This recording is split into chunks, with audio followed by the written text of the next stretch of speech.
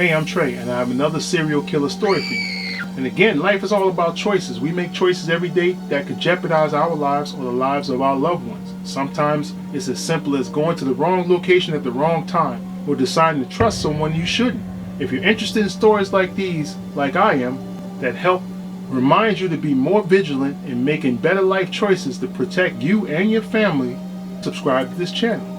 Also hit the like button and notification button so you can be reminded of new content that I upload every Tuesday, Thursday, and Saturday. You can leave your comments in the comment section. I really appreciate some feedback on the video and also the channel. Well, if you're ready, let's get started.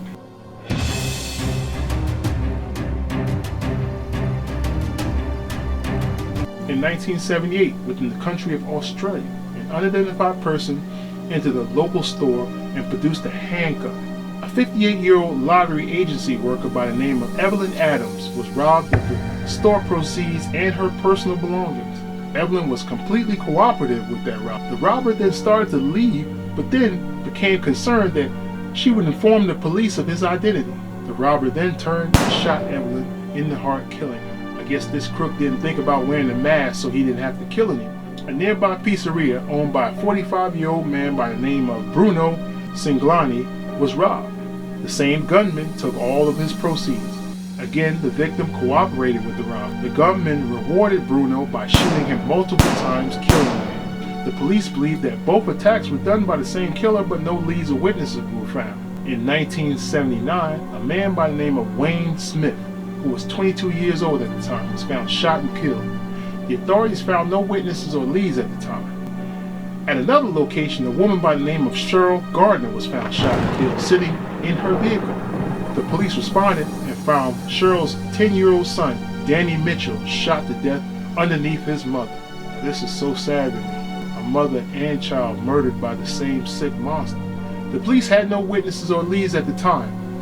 A short time later, a 19-year-old woman by the name of Lisa Bearley was found stabbed 157 times by an unknown killer. An autopsy was completed and it was determined that a woman had been raped prior to being killed. Again, the police had no witnesses or leads available. This is also a time before DNA technology was available. Detectives were able to determine that each murdered victim had a relationship nexus with one another. That linchpin was a man by the name of Paul Haig. Paul Stevenson Haig, born in September of 1957 in the country of Australia. No information was available about his youth or family dynamic, but as an adult, Paul was a career criminal who committed a string of armed robberies in the late 70s. Paul was in and out of prison for his crimes, and in 1978, Paul was released from prison on parole. This was approximately 2 to 3 weeks prior to the murders of the two store workers, Evelyn Adams and Bruno Singlani. Now, this is good police work. The police brought in Paul for questioning. During the interview, he confessed to all his crimes. That's when he explained his rationale behind his murders. In 1979, Paul became paranoid about being captured by the police for his crimes. Paul decided to eliminate all persons who could report his crimes. He started with Wayne Smith, who was his partner in crime at one time. This guy is definitely not the dude to make friends with. Then he became concerned about Wayne's ex-girlfriend, Cheryl Gardner, believing that she would tell the authorities about the killing of Wayne. Paul contacted Cheryl and instructed her to meet him alone in the parking lot. Cheryl became suspicious and brought her son, Danny Mitchell, along, believing that Paul wouldn't dare try to harm her in front of her young child.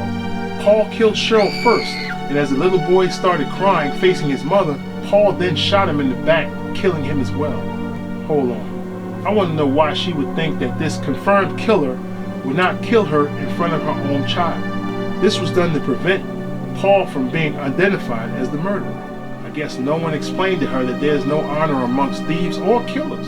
Paul's girlfriend, Lisa Bearley, age 19, was another victim that Paul spared no mercy for. Paul believed that she would turn on him one day out of anger, so he planned to kill her. Paul arranged to have one of his associates rape her at knife point first.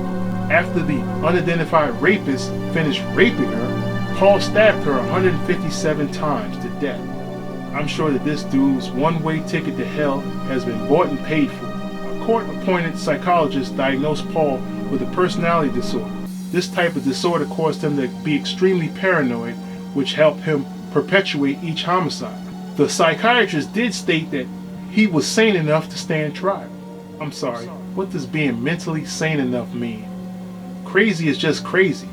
There is no subtle levels of insanity. During Paul's imprisonment, he shared a cell with a convicted sex offender by the name of Donald Hadley, whom Paul murdered in his jail cell in 1991.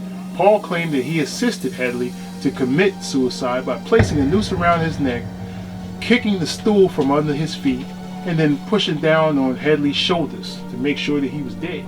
I'm sure that guy he killed would have corroborated his entire suicide story. But there's just one problem. Oh yeah, that's right. He's dead and he can't talk.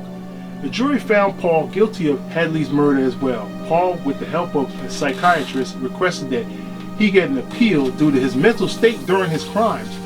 They argued that he was mentally sick, so he should not be held responsible for the murders that he committed. His argument stated that while being in prison, he had received the help necessary to become a normal member of society. His appeal was ultimately rejected in 2012. Well, I hope you enjoyed this story. If so, hit the like button, subscribe, and also notification button so you can be reminded of new content that I upload every Tuesday, Thursday, and Saturday.